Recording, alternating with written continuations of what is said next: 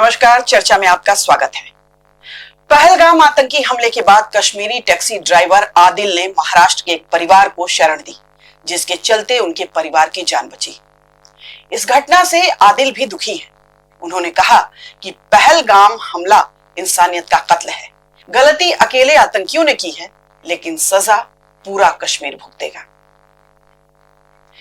कपड़ा व्यवसायी नजाकत अली ने भी छत्तीसगढ़ के 11 लोगों की जान बचाई, जिसमें 3 बच्चे भी शामिल थे। आतंकी हमले में मारे गए लोगों में से 31 वर्षीय कश्मीरी सैयद आदिल हुसैन साथ वाले पर्यटक को बचाने के लिए आतंकियों से भिड़ गए। फिर क्या हुआ? उनको अपनी जान से हाथ धोना पड़ा। आतंकी हमले के विरोध में पहली बार जम्मू कश्मीर पूरी तरह से बंद रहा। घटना के बाद कश्मीर में फंसे लोगों की मदद के लिए आम कश्मीरी आगे आ रहे हैं। मस्जिदों, गुरुद्वारों और कश्मीरी पंडितों ने पर्यटकों के लिए अपने घरों के दरवाजे खोल दिए। कश्मीर में जो भी हुआ वो बहुत बुरा हुआ, लेकिन इन सकारात्मक खबरों से हौसला भी बढ़ा है। ऐसा नहीं है कि सारी खबरें पॉजिटिव हैं। कुछ लोग हैं जो कश्मीर की शांति को पचा नहीं पा रहे, कश्मीर के विकास को पचा नहीं पा रहे, कश्मीर की अर्थव्यवस्था की रफ्तार को देख नहीं पा रहे और उसे रोकना चाहते हैं, पर वो अकेले अपने दम पर नहीं रोक सकते हैं। कुछ स्थानीय लोग भी जरूर हैं जो बहकावे में आकर या चंद पैसों के लालच में घाटी को डिस्टर्ब करने की साजिश में शामिल हैं। बोकारो के एक शख्स ने पाकिस्तान और आतंकवादी ग्रुप के समर्थन में सोशल मीडिया पर पोस्ट डाला। एक आध अन्य जगहों से भी ऐसी खबरें आई। इस घटना के बाद पूरे देश में भावनाओं का ज्वार उमड़ा है, लेकिन इसको नियंत्रित रखते हुए तटस्थता के साथ सही गलत, पॉजिटिव नेगेटिव का आकलन जरूरी है। आखिर ऐसा क्यों हो रहा है? इसके पीछे कौन से लोग दोषी हैं? इनको चिन्हित कैसे किया जाए? समाज में फैल रहे जहर को कैसे रोका जाए? आज हमारी चर्चा इसी पर होगी। हमारे साथ हैं खालिद रशीद जी। खालिद जी, स्वागत है। बहुत धन्यवाद आपका। हमने दोनों खबरें चलाई, पॉजिटिव और नेगेटिव दोनों, इसलिए कि सेंटिमेंट में उमड़कर कुछ लोग या तो एकदम नेगेटिव की तरफ जा रहे हैं, कुछ लोग हैं जो पॉजिटिव ही देख रहे हैं। उसमें यहां तक भी हो जा रहा है कि नहीं, सरकार ही मरवा दी लोगों को। तो वो भी मेरे ख्याल से कि इस पूरे घटनाक्रम को थोड़ा भावनाओं से अलग रख के, सेंटिमेंट से रहित होके एक तटस्थ आकलन किया जाए। ये घटना हुई कौन, क्यों हुई, दोषी कौन है, इनको कैसे चिन्हित किया जाए, सरकार की क्या भूमिका है, समाज की क्या भूमिका है, आम लोगों की क्या भूमिका है, इस पर हम लोग एक चर्चा करेंगे।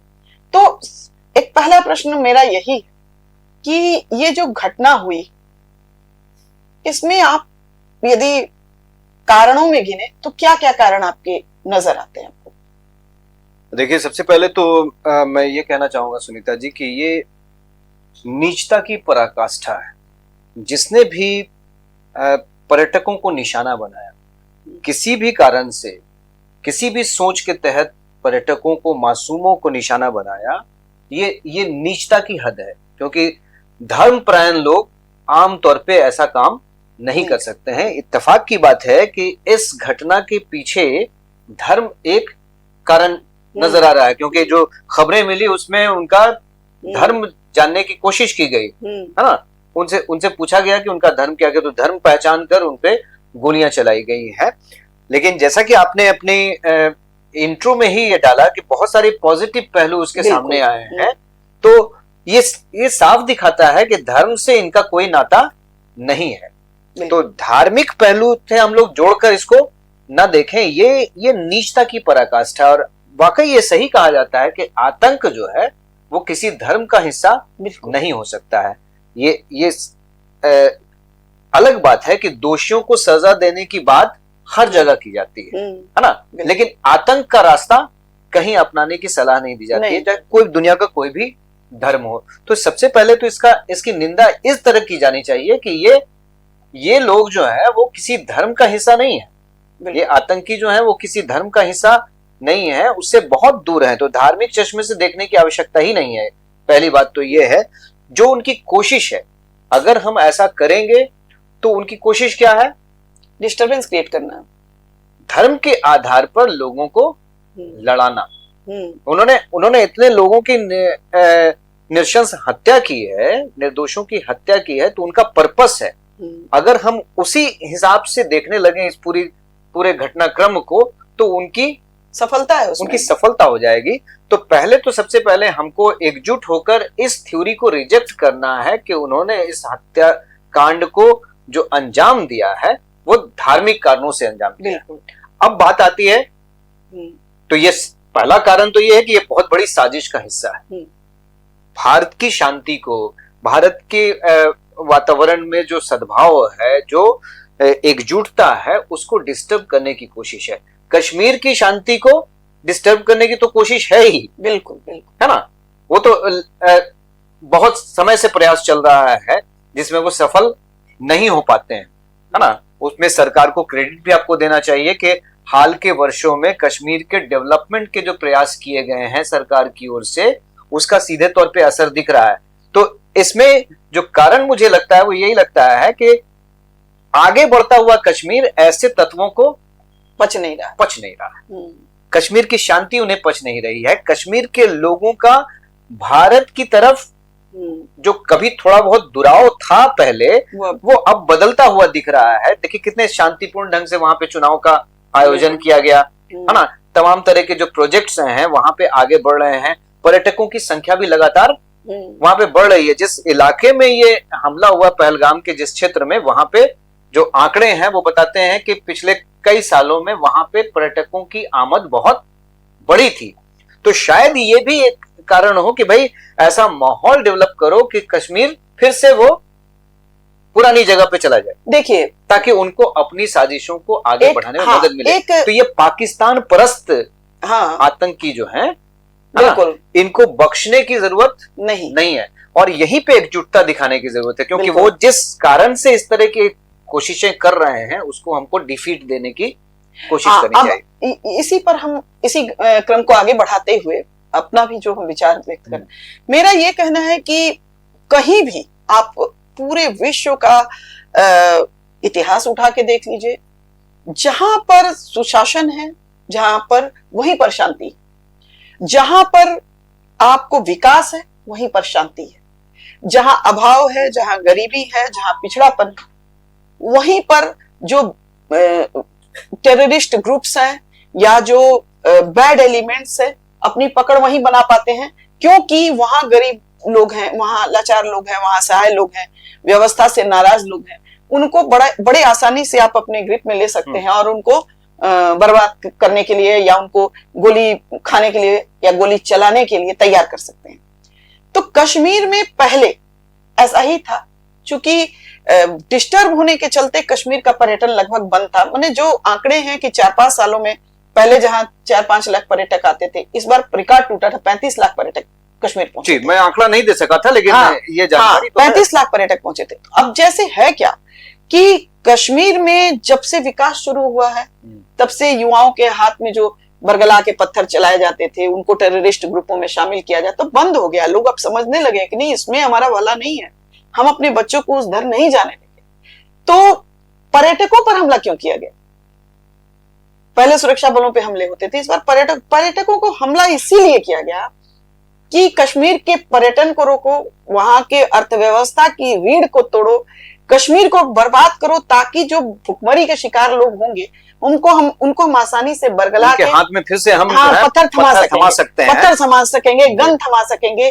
तो एक तरह से कश्मीर को, उसकी अर्थव्यवस्था की रफ्तार को रोकेंगे, क्योंकि जब तक कश्मीर विकसित होता रहेगा तब तक कश्मीरी कभी भी उधर नहीं जाएंगे। वो खुशहाल कश्मीर छोड़ के क्यों बर्बादी की तरफ अपने बच्चों को भेजेंगे? तो एक तो ये चीज है जिसको समझने की जरूरत है, और जाहिर है कि इसी से एक दूसरी बात भी निकल के सामने आती है कि यदि ये बात है तो इसमें कश्मीरी शामिल नहीं है। क्यों कोई चाहेगा अच्छाई छोड़ के अपने सुख शांति को भंग करना, अपने एरिया की सुख शांति को भंग करना? मैं यहाँ पे जोड़ना चाहूंगा कि कश्मीरी शामिल नहीं है की जगह थोड़ा सा आप इसमें ये कर दीजिए कि बहुसंख्यक हाँ, कश्मीरी डेफिनेटली हमने मतलब मैं तो यहाँ तक जा सकता हूँ कि भाई हाँ, 95% कश्मीरी नहीं शामिल है, लेकिन नहीं, 5% हाँ, ऐसे लोग हैं जैसे जिनकी देखिए मदद इनको मिल रही है। अब आप उसको कश्मीरी न कह के आप पूरे देश में 5% ऐसे मिल जाएंगे जो पूरे देश को डिस्टर्ब करना चाहते हैं। जी। ऐसे लोग जो कभी जाति धर्म के नाम पर बरगलाए जाते हैं, कभी पैसे के लिए बरगलाए जाते हैं, कभी किसी और नाम पे बरगलाए जाते हैं, कभी किसी विचारधारा को पोषित करने के लिए उनको हथियार दे दिया जाता है। तो ऐसे लोगों की संख्या सिर्फ कश्मीर में ही नहीं, पूरे देश में खोजिएगा तो 5% मिल जाएगा। तो आप हम इसीलिए ये बात कर रहे हैं कि कश्मीर नहीं चाहेगा कि वहां शांति हो, क्योंकि उससे उसका हानि है, कश्मीरियों की हानि है। तो जाहिर है कि दोषी कौन है, तो इंटरनेशनल साजिश का ही एक हिस्सा है। कुछ लोग, हमने पहले इंट्रो में ये किया था कि दोषी इंटरनेशनल जो साजिश का हिस्सा ये है, ये हमला, हाँ उसमें कुछ स्लीपर सेल्स जरूर एक्टिव हैं कश्मीर में, जिन्होंने सहयोग और सपोर्ट मुहैया कराया। बिल्कुल, स्थानीय सहयोग के बिना हाँ, ये इतना बड़ा, जिस जगह पे ये घटना हुई है वो पूरी तरह से जंगल का इलाका है, लेकिन ये जो ग्रासलैंड है जिसकी तुलना स्विट्जरलैंड से की जाती है, जहाँ पे इस तरह की अशांति का माहौल बनाया इन लोगों ने और पर्यटकों के बीच घुसकर उन पर गोलीबारी की, जहाँ से निकलने का रास्ता नहीं था। जो डिटेल्स आ रहे हैं वो पूरी तरह से बाड़बंदी उसकी कर दी गई थी ताकि पर्यटकों की सुरक्षा हो सके। वहां पे एक ही ये था, तो लोकल इनपुट के बिना ये इतना बड़ा संभव नहीं था, इतनी बड़ी प्लानिंग। और यहाँ पे हमारी जो एजेंसियां हैं उनकी भी चूक सामने आती है कि इतना बड़ा अगर वो प्लान कर रहे हैं और हमारी एजेंसियों को उसकी सूचना बिल्कुल नहीं है, तो ये कम से कम इसको रूट आउट करने की आवश्यकता है। जैसे खालिद जी, लेकिन हम इस पे जाएं उससे पहले हमें शांति दूतों की चर्चा जरूर करनी चाहिए कि आपने जो अपने इंट्रो में जिन नामों का जिक्र किया, बिल्कुल है ना, वो रिप्रेजेंट करते हैं किसको? वो रिप्रेजेंट करते हैं पॉजिटिव सोच वाले लोगों को, बिल्कुल, है ना। तो अगर जो टट्टू वाला है वो हथियार बंद आतंकियों से भिड़ जाता है, बिल्कुल, उसकी तो आइडेंटिटी क्लियर है, है ना, कि वो मुस्लिम है, बिल्कुल, है ना। इसके बावजूद वो उनसे भिड़ता है और पर्यटकों को बचाने की कोशिश करता है और इस कोशिश में उसकी जान चली जाती है, आतंकी उसको गोली मार देते हैं, है ना। तो वो रिप्रेजेंट किसको कर रहा है? वो रिप्रेजेंट हमारे समाज की जो पॉजिटिव सोच है उसको कर रहा है, जो ये चाहता है कि समाज में शांति हो, अगर लोगों के बीच सद्भाव हो और इसमें अगर उसको त्याग और कुर्बानी देने की भी आवश्यकता हो तो वो दे सके। तो मुझे लगता है कि ओवरऑल अगर हम एनालिसिस करें, देखिए ये भावनात्मक प्रश्न है और कोई भी व्यक्ति इसको डिस्कस करे अगर दिल से, तो भावनाएं उसकी आनी चाहिए, उसमें शामिल होनी चाहिए। तो मुझे लगता है कि ऐसे लोगों को हमको आगे लाना चाहिए दृष्टांत के तौर पे। ऐसे माहौल में जब हर तरफ नफरत की चर्चा हो रही हो, तो ऐसे लोगों को हमको सामने लाना चाहिए, उनके त्याग को, उनकी कुर्बानियों की भी चर्चा होनी चाहिए।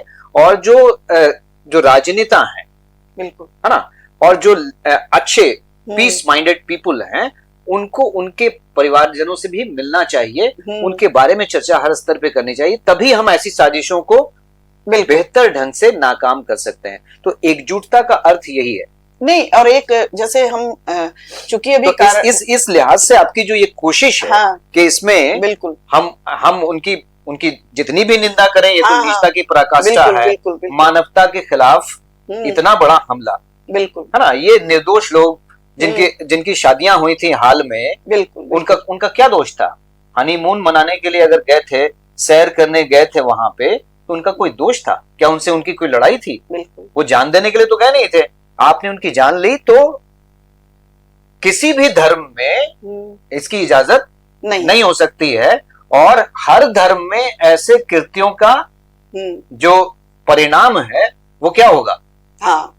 परिणाम यही होगा कि उन्हें उर्दू में दोजक बोलते हैं और हिंदी में नर्क बोलते हैं, तो नर्क में ही स्थान मिलेगा। नहीं, अब एक जैसे हम लोग इस पे आए कि जैसे कि एक कारण क्या था, दोषी कौन है, और फिर हम समाधान पर एक चर्चा कर सकते हैं। तो ये तो सच है कि सीमा पार से आतंकवाद हुआ है, पाकिस्तान प्रायोजित आतंकवाद है ये। लगभग इसकी पुष्टि भी हुई है, जैसे जो उनकी मैपिंग की गई है, उस आधार पर ये निष्कर्ष निकाला उनके जा पास रहा जो वीपन्स हैं, वेपन्स हैं या जो उनकी तैयारी है, उनकी उनको तैयारी जिस तरह है, से तैयारी है, और लेकिन उसमें एक बहुत बड़ी चूक सुरक्षा एजेंसियों की है। ऐसी खबरें आ रही हैं कि सुरक्षा एजेंसियों को पहले ही इनपुट था, तो इनपुट था तो फिर आपने पहले तैयारी क्यों नहीं की? दूसरा कि यदि इनपुट था, ऐसा है कि हाल के वर्षों में सिक्योरिटी हटा ली गई थी, आमतौर पर इन जगहों पे सिक्योरिटी रहती थी, लेकिन वहां कोई सिक्योरिटी का इंतजाम नहीं था, तो इतना निश्चिंत भी नहीं हो जाना चाहिए। ठीक है, सब कुछ ठीक है, पर बॉर्डर से लगा हुआ इलाका मैं सहमत हूँ कि हालात हाँ, बदल रहे हैं, वहाँ की अर्थव्यवस्था बदल हाँ, रही हाँ, है, हाँ, वहाँ के युवाओं का सोच बदल रही है, सोच बदल रही है, उनको रोजगार मिल रहा है, आर्थिक संरचना जो है वो डेवलप हो रही है, लेकिन इसका मतलब ये थोड़ी है कि वो निश्चिंत हो जाए। ऐसे एलिमेंट हैं वो घर जाकर बैठ गए हैं, नहीं, सीमा पर जाकर जो है वो सो गए हों, वो तो अपने काम में लगे हुए हैं। तो हमारी एजेंसियों को भी अपने काम में लगा रहना चाहिए, ये बहुत ही आवश्यक। एक और बहुत बड़ा महत्वपूर्ण मुद्दा है कि सरकार को तो इसमें ध्यान देना ही पड़ेगा, कहीं ना कहीं सरकार से भी चूक हुई है, और दूसरा कि हमको लगता है कि समाज को भी इसमें खड़े होना पड़ेगा, चाहे कोई भी समाज हो, किसी भी समुदाय का हो। यदि हमारा युवा कट्टरवाद की तरफ जा रहा है, धर्मांधता की तरफ जा रहा है, या ये कह लीजिए कि जो टेररिस्ट ग्रुप के ब्रेन वॉश का शिकार हो जा रहा है, तो कहीं ना कहीं हमारी फैमिली का भी फेल्योर है कि हम उसको समझा नहीं पा रहे हैं कि वो रास्ता कभी भी तुमको आगे नहीं ले जा सकता है। और इसमें जो है हम आमतौर पे ये बात हम आपसे भी कई बार चर्चा किए हैं, जैसे अभी हाल ही में एक बोकारो के लड़के ने इसी घटना में पोस्ट डाला, तो युवाओं को हम वो खुश हो रहा है, दो चार नहीं अब खुश हो रहा है। और आपको एक बात बता रहे हैं कि बहुत सारे युवा ऐसे हैं जो कि मेरे परिचित भी हैं, कभी चर्चा हो जाती है तो बोल देते हैं, और चूंकि हम बहुत सरल सहज इस मामले में रहते हैं कि भाई हर विचार को आत्मसात करना चाहिए, तो आमतौर पर कुछ लोगों ने मुझसे ऐसा कहा, हमारा कौन बिगाड़ लेगा, हमारे तो 57 मुस्लिम देश है, या इतने हैं, या हम लोग तो आग लगा देंगे यदि देश में कुछ हो गया ऐसा। तो ये बात हम आपसे भी चर्चा कर चुके हैं, ये बात एक अपने चैनल के माध्यम से भी हम बताना चाहेंगे कि देखिए, देश है तो आप हैं, इतने फिलिस्तीनी मारे जा रहे हैं, इतने मुस्लिम देश हैं, 20 लाख फिलिस्तीनियों को कोई शरण नहीं दी, और दर दर की ठोकर, उनका अपना देश बर्बाद हुआ तो वो भी बर्बाद हो गए।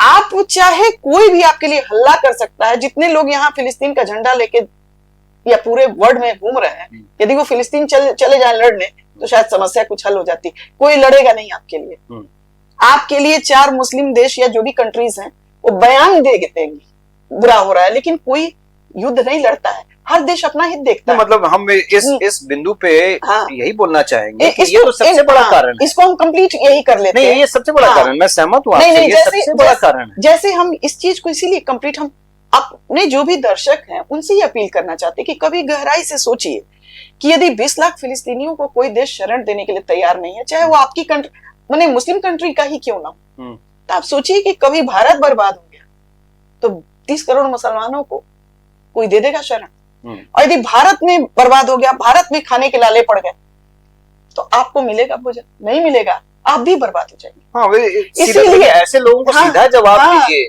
कि भाई देश है तो आप हैं, ऐसी सोच आपकी जो है ना, वही आपकी व्यथा का कारण है, अपनी सोच बदलिए, है ना। पहले भारत में रहकर भारत की नागरिकता लेकर, ये तो आपके लिए गौरव का विषय है। नहीं, और यही आप ऐसा सोच कैसे सकते हैं? यही बात नहीं है कि देखिए, देश है तो आप हैं, हम भी हैं। यदि आज सोचिए कि भारत नष्ट हो गया, भारत बर्न हो गया, हम लोग कहाँ जाएंगे? कौन 100 अरब की आबादी, 150 अरब की आबादी को अपने यहाँ शरण देगा?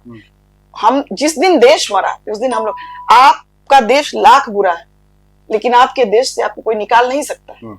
आपको कोई हिम्मत नहीं है कि कह दे कि आप चले जाइए छोड़ के। आप इसको बुरा ना माने सुनीता जी, लेकिन मैं तो ऐसे लोगों के लिए ये कहता हूँ कि इन पर तो चर्चा भी नहीं की जानी चाहिए। नहीं, हम ऐसी सोच पे चर्चा भी नहीं की जानी चाहिए, क्योंकि ये इस तरह की हरकतें इसीलिए करते हैं। बिल्कुल, बोकारो के जिस लड़के की आप बात करें, वो हरकत इसीलिए कर रहे हैं। ये तो एक अलग कैटेगरी है, जिनको मैं संघ की कैटेगरी में रहता हूँ, जिनको न धर्म की समझ है, न समाज की समझ है, न इंसानियत की समझ है, कोई समझ नहीं है, और ये भी सिर्फ इसीलिए करते हैं कि इन पे चर्चा की जाए। देखिए अभी इस पे भी हम लोग चर्चा कर रहे थे कि कहीं ना कहीं वर्ल्ड वाइड साजिश का भी शिकार यूथ हो रहे हैं। उनका ब्रेन वॉश कोई इंडिया का नहीं कर रहा है, विश्व स्तरीय साजिश है, बड़े बड़े देश इन्वॉल्व हैं। वो नहीं चाहते हैं कि एशिया में शांति हो, वो नहीं चाहते हैं कि अरेबियन कंट्रीज में, मध्य एशिया जो है उसमें शांति हो, क्योंकि यहाँ की अशांति में उन हथियार बेचते हैं, यहाँ की अशांति होगी तभी वो उनका बिजनेस चलेगा। तो आप इस साजिश को समझिए, आप उसका मोहरा बन रहे हैं, वो मोहरा बनने से बचिए, क्योंकि हम लोग जब एकजुट रहेंगे, हम अपने में लड़ लेंगे, हम ठीक है, आपस में हम जो फाइट कर लें, लेकिन जहां दूसरे जगह का सवाल आएगा वहां हम सब एक है। ये सवाल होना चाहिए। ये संदेश, घर में आपस में लड़ते, ये संदेश ऐसे मौकों पर बहुत बिल्कुल आना चाहिए, मजबूती के साथ जाना चाहिए। हाँ। कि हम घर में जिस तरह से हाँ। भाई बहनों के बीच में छोटे मोटे झगड़े होते रहते हैं, हम उसको सलटाएंगे। हाँ। लेकिन जहां तक बाहरियों का सवाल है, उसका हिस्सा नहीं बनेंगे। देश के बाहर के जो साजिशें हैं, उसको कामयाब हम नहीं होने देंगे। एकजुटता हमें दिखाना है। और ये जो आप कट्टरवाद की बात कर रहे हैं, इसकी जड़ें इंटरनेशनल तो हैं ही। बिल्कुल, ये एक इंटरनेशनल साजिश है। कट्टरवाद को पोषित पल्लवित किया जाता है बाहर से, ताकि अशांति फैलाई जा सके इनके जरिए, और एक बढ़ते देश को, विकसित होते देश को, एक आगे बढ़ते राष्ट्र को, है ना, कहीं ना कहीं रोकने की कोशिश होती है। तो हम देशवासियों का फर्ज बनता है, हम सबका फर्ज बनता है बिल्कुल कि हम ऐसे तत्वों को जो हमारे बीच हो, उनको उनकी पहचान कर सकें। ये चिन्हित करने वाला की जो बात है, उनकी पहचान करने वाली जो बात आपकी है, वो सबसे इम्पोर्टेंट है। अच्छा, परिवार के और समाज के स्तर पर भी, चाहे किसी भी समुदाय का व्यक्ति हो, आप भाई नजर रखिए अपने बच्चों पर कि हमारा बच्चा कहीं किसी तरह के ग्रिप में तो नहीं फंस रहा है, किसी तरह के उसका शिकार तो नहीं हो रहा है। हम एक मुस्लिम महिला मित्र है मेरी, मुझे बहुत पहले की बात है, हमको याद है कि उनके बच्चे बड़े पढ़ने में तेज थे, तो बोली थी कि कोटा भेजेंगे तैयारी करने के लिए, लेकिन बाद में उन्होंने नहीं भेजा जी। तो हम उनसे पूछे कि आप तो कोटा भेजने वाली थी, फिर आपने फैसला किया कि बच्चों को यही पढ़ाएंगे। तो वो शब्द उनके याद है, पता नहीं वो उनको याद है या भूल गई है, बहुत पहले की बात है। तो उन्होंने कहा कि नहीं भेजेंगे, जानती हूँ टेररिस्ट बना दे रहे हैं सब। डर गए कि मेरे बच्चे को कहीं ग्रिप में ना लिया जाए, मेरे बच्चे को। लेकिन ये अलर्टनेस जरूरी है गार्जियन की तरफ से कि कहीं भाई आपका बच्चा, आप तो समझ रहे हैं कि पढ़ने जा रहा है, लिखने जा रहा है, आप जो भी बच्चे फंस रहे हैं, कितना उनकी तो जिंदगी बर्बाद हो रही है, उनके गार्जियन, उनका परिवार, उनके परिवार को भी शक की नजर से देखा जा रहा है।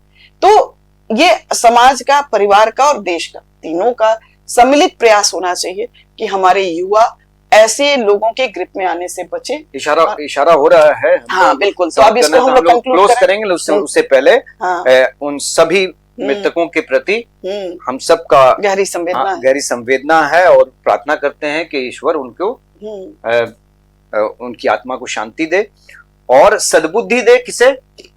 ऐसे लोगों को जो इस तरह की जघन्य कृत्यों में शामिल हैं, ऐसी साजिशों में शामिल है। ऊपर वाला उन्हें सद्बुद्धि दे। तो साथ ही साथ प्रार्थना ये करते हैं कि हम सब जो भारतीय हैं, उनमें वो सोच डेवलप करे कि ऐसे लोगों की पहचान कर सके और उनके पीछे ना चलने का संकल्प किसी भी परिस्थिति में। तो दर्शकों, अपनी चर्चा को विराम देने से पहले मेरा भी यही कहना है, जाहिर है ऐसी घटनाएं होती हैं तो बहुत सेंटिमेंट उमड़ता है, आम लोगों में भावनाओं का ज्वार उमड़ता है, लेकिन कम से कम मीडिया को इस तरह के सेंटिमेंट में ना बह के पक्ष विपक्ष का सही आकलन करते हुए तटस्थ जो है, एक निष्पक्ष जो है व्यवस्था या विकल्प या समाधान देना जरूरी है। हम लोगों का ये दायित्व है कि बहुत ज्यादा सेंटिमेंट में ना बहे। इस जो भी घटनाक्रम हुआ है उसके सभी पक्षों को समझे, चिन्हित करें, कारण को देखें और समाधान की तलाश में जुटे। जोश से कुछ नहीं होगा, होश में रहते हुए ही हम कुछ ढूंढ सकते हैं। दर्शकों, हमारी ये चर्चा कैसी लगी जरूर बताएं। हमारे चैनल को लाइक करें, सब्सक्राइब करें और शेयर करें। नमस्कार।